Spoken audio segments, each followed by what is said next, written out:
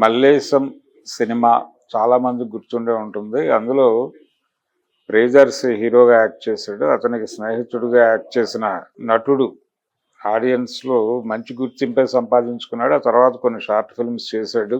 ఆ తర్వాత 'పలాస' సినిమాలో కూడా కనిపించాడు ఇతను. 'పలాసలో' యాక్ట్ చేశాడు. తర్వాత సడెన్‌గా ఇతనికి ఒక అద్భుతమైనటువంటి అవకాశం దొరికింది. ఈ తెలంగాణ నుంచి వచ్చినటువంటి నటుడు ఇతను.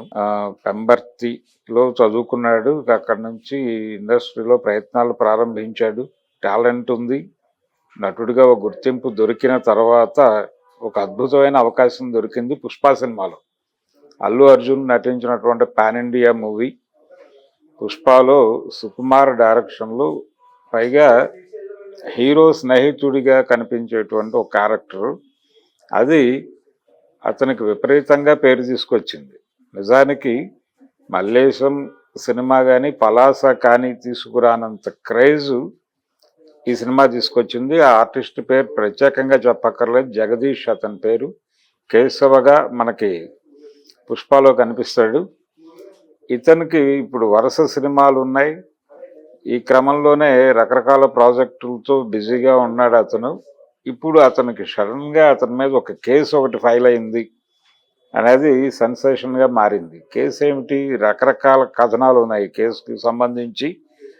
అంటే ఒక జూనియర్ ఆర్టిస్టు ఆత్మహత్య అనేది ప్రధానంగా చెప్తున్నారు. అయితే ఈయన హైదరాబాద్ వచ్చినప్పటి నుంచి ఒక అమ్మాయితో పరిచయం ఉంది. తనతో ప్రేమ వ్యవహారం నడిచింది. ఆ ప్రేమ వికటించింది. ఆయన అంటే రిజెక్షన్ మూడ్లో ఉన్నాడు ఇతను. ఆ అమ్మాయిని పక్కకి పెట్టేసేటువంటి ప్రయత్నాల్లో ఉన్నాడు. ఆ అమ్మాయి మనస్తాపం చెంది ఆత్మహత్య చేసుకుంది. ఆ అమ్మాయి తండ్రి కేసు పెట్టాడు అనేది ఒక వెర్షన్. అలాగే ఇంకొక వెర్షన్ ఏంటంటే, ఆ అమ్మాయికి సంబంధించినటువంటి కొన్ని విషయాలు ఓపెన్ చేస్తాను, ఆ అమ్మాయికి ఇంకెవరితో కూడా సంబంధం ఉంది, దాన్ని తను బయట ప్రపంచానికి దానికి సంబంధించిన కొన్ని ఫొటోస్ ఏవో తన దగ్గర ఉన్నాయని వాటిని బయట పెడతానని తను బెదిరించాడు. ఆ అమ్మాయిని బ్లాక్మెయిల్ చేశాడు. ఆ బ్లాక్మెయిల్ చేయటం వలన ఆ అమ్మాయి మనస్తాపానికి గురై ఆత్మహత్య చేసుకుంది అనేది ఒక వెర్షన్. ఈ రెండు విషయాల్లో ఏది నిజం అనేది పోలీసులు తేల్చాల్సి ఉంటుంది. కానీ విషయం అయితే బయటకు వచ్చేసింది. అతను అరెస్ట్ అయ్యాడు అని. 'పుష్ప పార్ట్ 2' షూట్ అయితే జరుగుతోంది, హెక్టిక్గా జరుగుతోంది. దీనికి సంబంధించి ఒక జాతర సన్నివేశం తీసే క్రమంలో అల్లు అర్జున్ దానికి విపరీతంగా ట్రైన్ అయ్యి తన్ని తాను కష్టపెట్టుకుని అందులో యాక్ట్ చేశాడు. ఆ సందర్భంగా ఆయన బాడీ విపరీతంగా పెయిన్స్ గురైంది. పర్టికులర్గా వెన్ను నొప్పి వచ్చింది. దాంతో కొంత రెస్ట్ తీసుకుంటున్నాడు ఆయన. ఆ రెస్ట్ మోడ్లో ఆయన ఉన్నప్పుడే దానికోసమని కొంత ఆపారు షూటింగ్. ఆ టైంలో ఈ గొడవ ఒకటి మొదలైంది అనేది వినిపిస్తున్నటువంటి కథనం. ఏదేమైనా కానీ ఒక ఇమేజ్ వచ్చిన తర్వాత స్థాయి పెరిగిన తర్వాత అంతకుముందు పరిచయస్తుల్ని పక్కకి నెట్టేయటం అనేది జనరల్గా ఇండస్ట్రీలో జరిగే వ్యవహారమే, కామన్ థింగ్. దానిలో పెద్ద ఆశ్చర్యపోవాల్సిన విషయమేం లేదు అన్న పద్ధతిలో కొంతమంది మారుతున్నారు ఈ కేసుకు సంబంధించి. అతనికి ఇమేజ్ వచ్చేసింది. రెండోది, అతనికి వచ్చినటువంటి క్రేజ్ని దెబ్బకొట్టడానికి ఈ కేసులో ఇరికించారా అనే వాదనలు కూడా వినిపిస్తున్నాయి. కానీ ప్రధానంగా అమ్మాయి ఫాదరే కంప్లైంట్ చేశాడు, తను హైదరాబాద్ వచ్చినప్పటి నుంచి పరిచయంలో ఉన్నారు వాళ్ళిద్దరూ అని. ఆ పరిచయం ప్రేమగా మారింది. వాళ్ళిద్దరూ మధ్య ప్రేమ నడిచింది. తను నెమ్మదిగా సినిమాల్లో అవకాశాలు రావటము, గుర్తింపు పొందటము, ఈ క్రమం కంటే కూడా పర్టికులర్గా 'పుష్ప' సిరీస్లో 'పుష్ప పార్ట్ 1' అలాగే పార్ట్ 2లో ఆ క్యారెక్టర్ క్యారీ ఫార్వర్డ్ అవటం, దీంతో ఒక పాన్ ఇండియా క్రేజ్ వచ్చి ఎప్పుడైతే ఆర్టిస్ట్గా తనకు విపరీతమైన ఎలివేషన్ వచ్చి అవకాశాలు పెరిగాయో, దీంతో అతను వీళ్ళని పట్టించుకోవడం మానేశాడు. తన స్థాయి పెరిగింది అనుకున్నాడు. ఆ తొలి రోజుల్లో తనకు ఎవరైతే హెల్ప్ చేశారో, ఎవరైతే తనతో ట్రావెల్ అయ్యారో వాళ్ళందరినీ పూర్తిగా పక్కకి నెట్టేసి కొత్త ప్రపంచంలోకి తన్ని తాను షిఫ్ట్ చేసుకునేటువంటి ప్రయత్నం, అంటే అప్గ్రేడ్ చేసుకునేటువంటి ప్రయత్నంలో ఉన్నాడు అతను. అందుకని ఈ అమ్మాయి ఆ విషయాలన్నీ మాట్లాడటం వలన ఈ ఈ నెపం అంటే ఒక రకంగా అమ్మాయి మీద ఒక అంటే ఒక అభాండం వేసి దానికి సంబంధించిన ఆధారాలు ఏవో తన దగ్గర ఉన్నాయి, ఫొటోస్ ఉన్నాయి అని చెప్పి బెదిరించి బ్లాక్మెయిల్ చేసి, అది ఏ ఫొటోస్ అయినా కావచ్చు, ఇది నా దగ్గర ఉంది, ఈ రకమైనటువంటి కథనం నేను బయటకి మార్కెట్లోకి పంప్ చేయగలను అని కనుక అతను అంటే టెన్షన్ అయి ఉండొచ్చు. ఒకవేళ అది వాస్తవమైనప్పటికీ బ్లాక్మెయిల్ చేయటం తప్పు. ఒకవేళ వేరే సంబంధం ఉంది ఆ అమ్మాయికి అనుకున్నప్పటికీ దానికి సంబంధించి నేను బయట పెడతాను, నన్ను వదిలిపెట్టకపోతే అనటం కరెక్ట్ కాదు.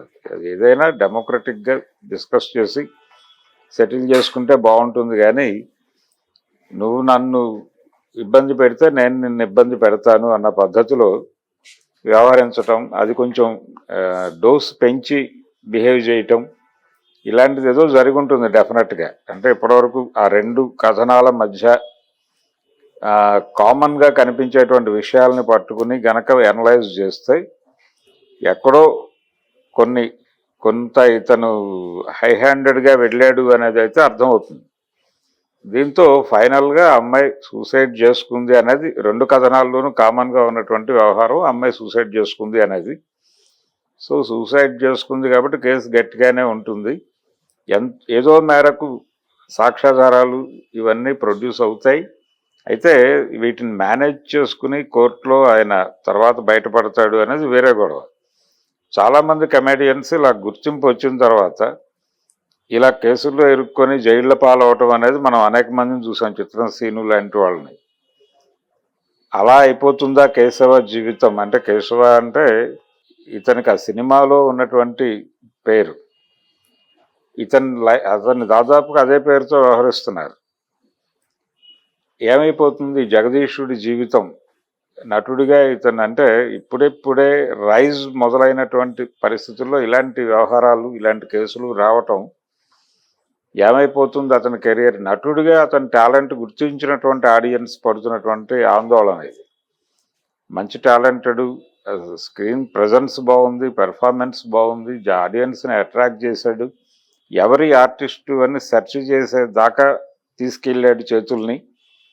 ఇంత క్యూరియాసిటీ కలిగించినటువంటి ఆర్టిస్ట్ ఇలాంటి విషయాల్లో కొంచెం సంయమనంతో, కొంచెం పెద్ద మనిషి తరహాగా నలుగురిని కలుపుకుని వ్యవహరించుంటే అసలు ఇక్కడ దాకా వచ్చి ఉండేది కాదు. ఏదైనా సరే ఒక సమాజం నుంచి ఇంకొక సమాజంలోకి తన్ని తాను అప్గ్రేడ్ చేసుకునేటప్పుడు యువతల సమాజంలో కూడా తన పట్ల నెగిటివ్ అభిప్రాయాలు లేకుండా చూసుకోవటం అనేది ఖచ్చితంగా అవసరం.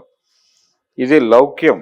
ఈ లౌక్యం చాలామంది లేకపోవడం వలన దెబ్బతినే వాళ్ళు ఉంటారు, అన్ని సొసైటీల్లోనూ ఉంటారు వీళ్ళు. అలాగే సినిమా ఇండస్ట్రీలో చాలా ఎక్కువ ఉంటారు.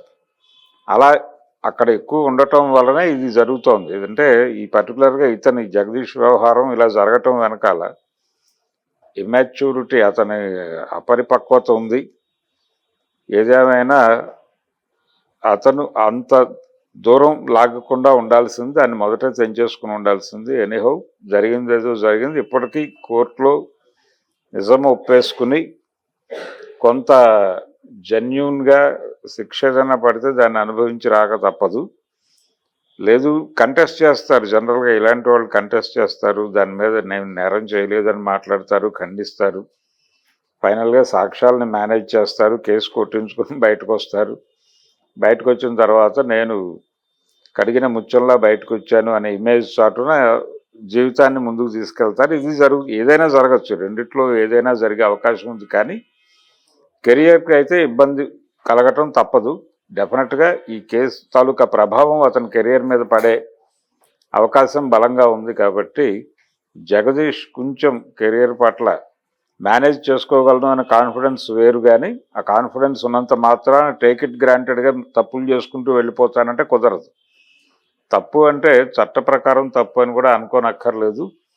అవతల మనిషిని ఇబ్బంది పెట్టి, అవతల మనిషిని నేను చనిపోవాలి అనేటువంటి ఆలోచన దాకా అవతల మనిషిని తీసుకెళ్లేంతగా కార్నర్ చేయటము, ఇబ్బంది పెట్టడము ఎవరు చేసినా తప్పే. అది ఎవరు, ఒక నటుడు చేసినా, నటి చేసినా, ఎవరు చేసినా తప్పే. కాబట్టి ఇది ఒక గుణపాఠంగా తీసుకోవాలి. ఇలాంటి ఇన్సిడెంట్స్ ఇండస్ట్రీలో వెతికితే చాలా దొరుకుతాయి, అనేకం ఉన్నాయి. కాబట్టి అందులో ఇది ఒకటి కాకుండా దీన్ని కొంచెం స్పెషల్గా ట్రీట్ చేయాల్సినటువంటి అవసరం అయితే ఖచ్చితంగా ఉంటుంది.